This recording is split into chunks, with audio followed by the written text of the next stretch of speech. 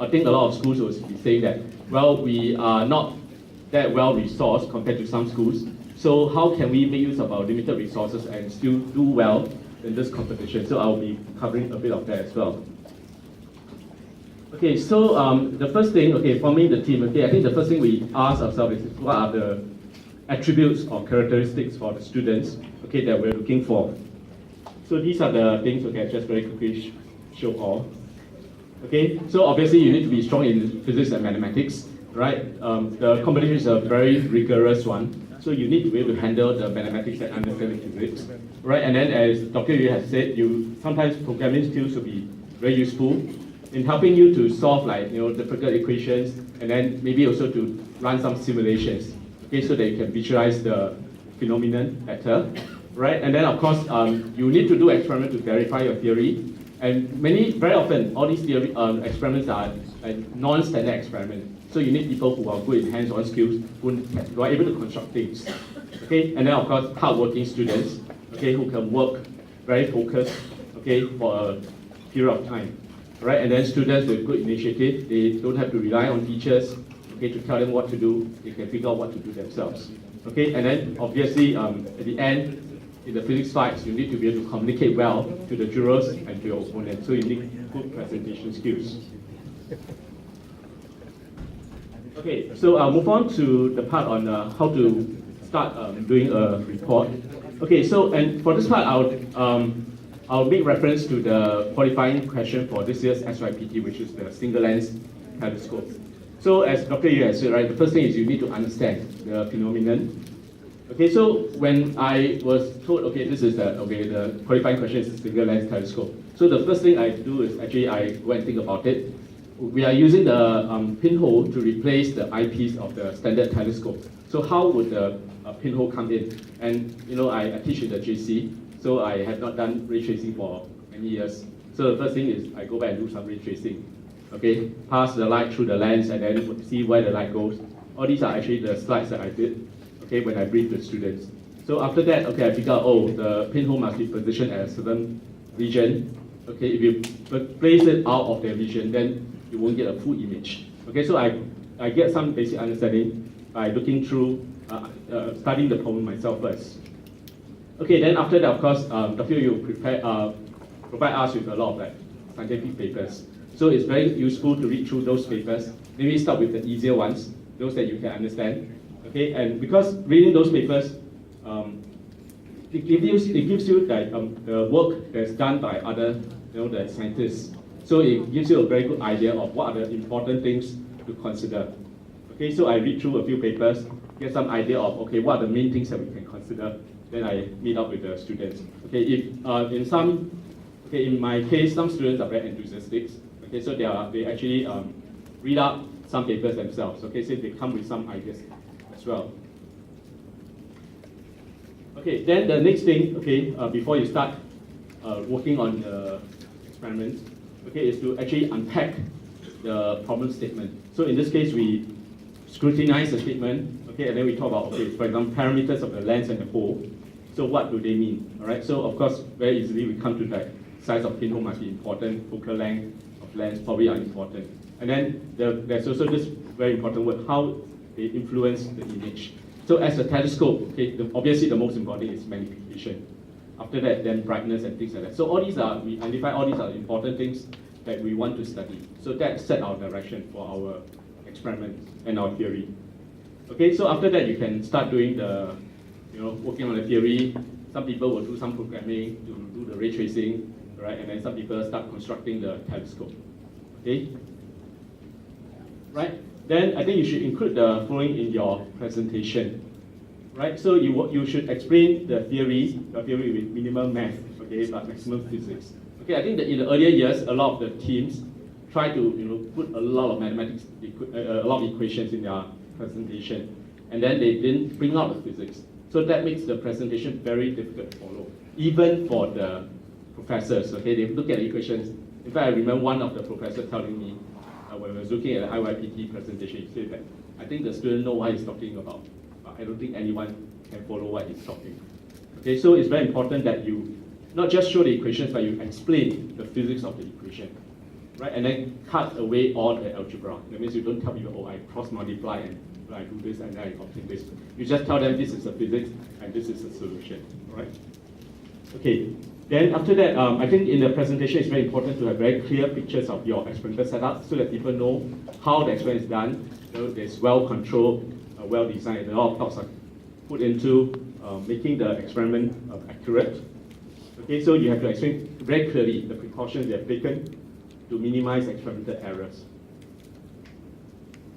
Okay, and then of course, you know, the purpose of doing the experiment is to prove that your theory is correct. So I think for this part, it is okay, you know, if let's say you predict a certain trend between your y and your x, okay, and then you find that, oh, when the x go beyond a certain range, they have all the data points like that. Then the theory totally off, you know, it's the same trend, okay, but I feel that that to me is like telling the jurors that actually your theory is inadequate, okay, because if it's done properly, you have to take into account like all the factors, then it shouldn't be completely off, right? So it will not be sufficient for you to, you know, when this kind of thing happens, then you just say, oh, because in my theory I made this simplifying assumption and so on, therefore it doesn't match. That is not going to go down well with the jurors, because to the juror it will be like, well, then why didn't you include that factor? Why do you make that assumption? Okay, so you need to make sure that at least some of the data points and the theory match each other, okay, in this part. Okay, then I think to make your presentation more interesting, okay, you can also try to do some simple experiment to disprove some alternative theories, because in some cases there are different ways of explaining it. Maybe only one of them is correct. So you have to think of ways, simple experiment to disprove the first one, okay, the wrong one, okay, so that you can proceed to the correct one. Okay, so I give you one example. Okay, so for example, this is the 2016, that means last year's SYPT qualifying question.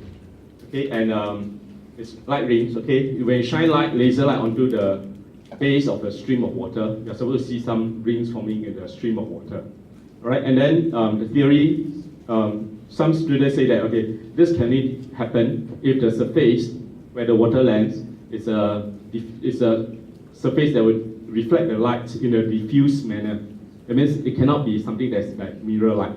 So what they do is, the first thing is to prove that this is indeed the case. So what they did was they put a mirror at the base, okay, where the water lands, and then they shine laser, and then show that, yes, indeed there's no light rings observed.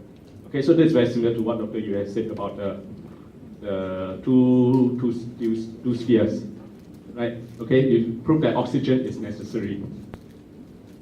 Okay, so this kind of simple experiment will make the presentation more interesting and more impressive. Okay, then as I said, you need to have a work schedule, so I very quickly go through this.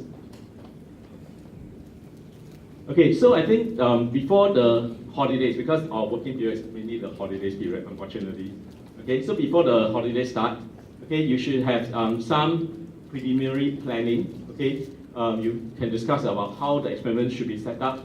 Okay, and what are the materials that you need? Because sometimes you buy all these materials, it takes a while to come. Okay, even simple things like, let's say you want to search for a huge balloon. The party balloon is very easy to find, but you want to have a big balloon, where do you get it? So you have to ask around, okay, where can you find it in Singapore?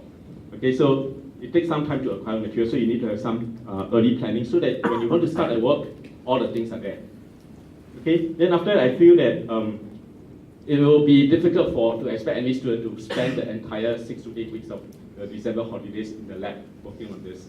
Okay, and maybe also very difficult for the teachers as well. So perhaps about 4 weeks of intensive lab work, okay, will be good enough. Okay, if you work in a very focused manner, I think you can get some work done. Okay, then very important thing is you need to have time, okay, to practice for the fights, right? You need to like learn how you present, and then maybe when you present, you need to refine your slides, okay, and then the most important is you need to learn how to oppose.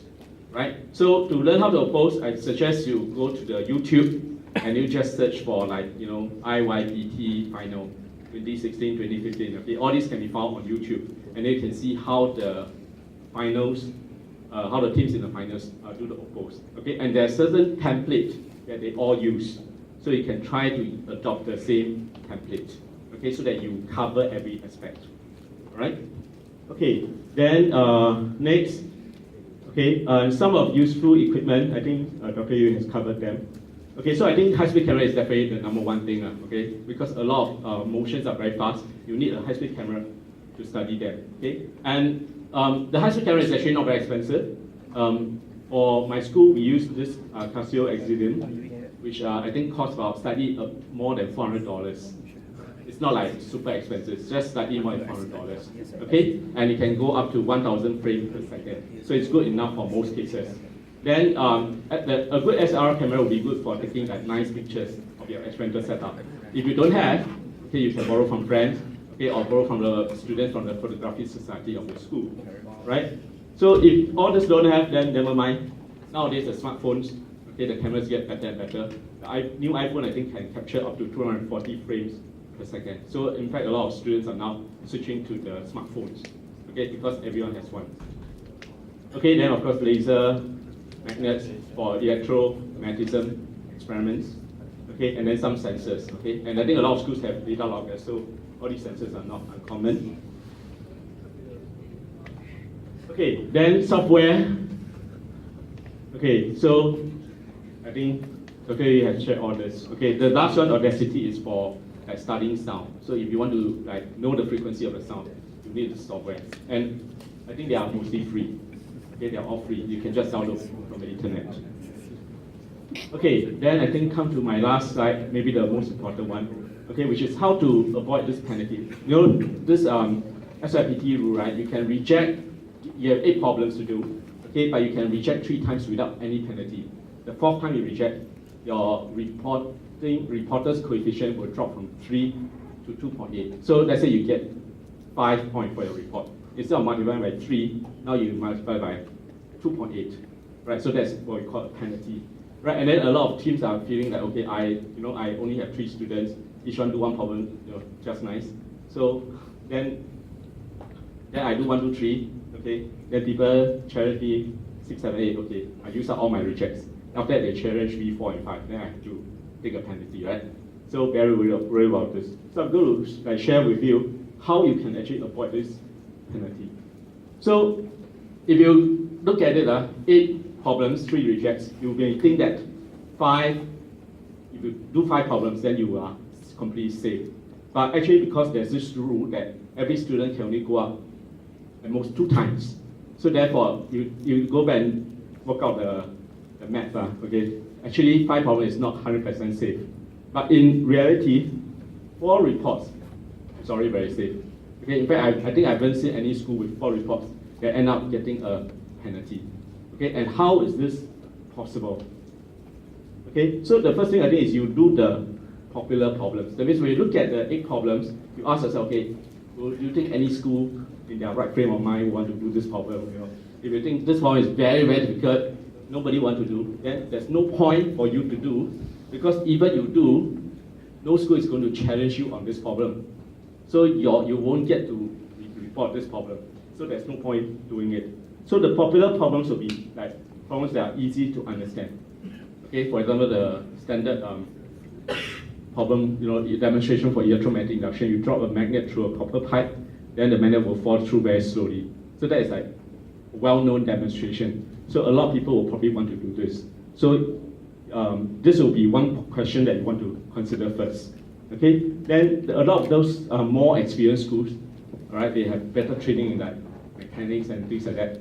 They like to do questions on mechanics, E&M, optics, because these are questions that are likely to have like what we call complete solution, something that they can show all the rigor, show their physics and so on. Okay, they will not want to do questions that are very hazy. They cannot get very good data, right? So this will tell us what are the questions that you probably should look at first.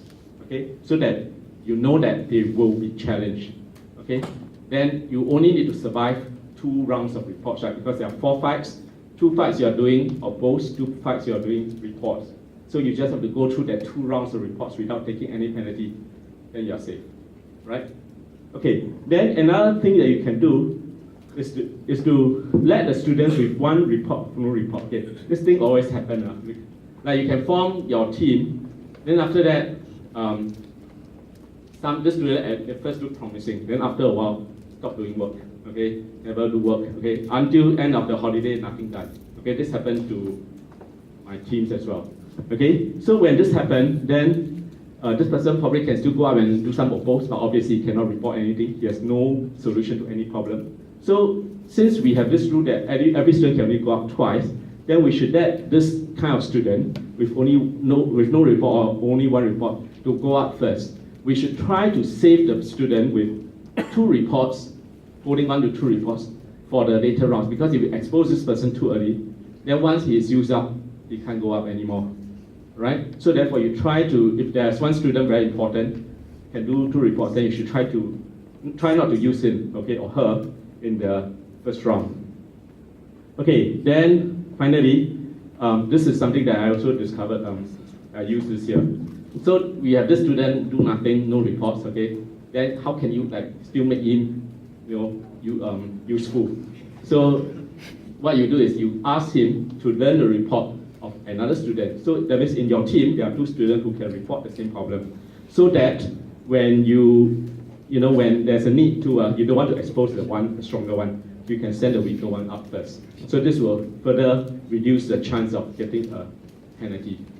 Okay, and then of course finally, okay, I think I've come to the end. Finally, even if you have a penalty, it's really nothing much to worry about. Okay, I think in the 2014 SYPT, 2014 IYPT, we got a penalty starting from the second round. There are 5 rounds. Second round we got a penalty, so it becomes 2.8. But after that, every round, because we train the students well for oppose and review and everything, our score with the second team continue to increase every round. Okay, so even with a penalty, I think it's nothing much to worry about. Okay, so I've come to the end of my sharing.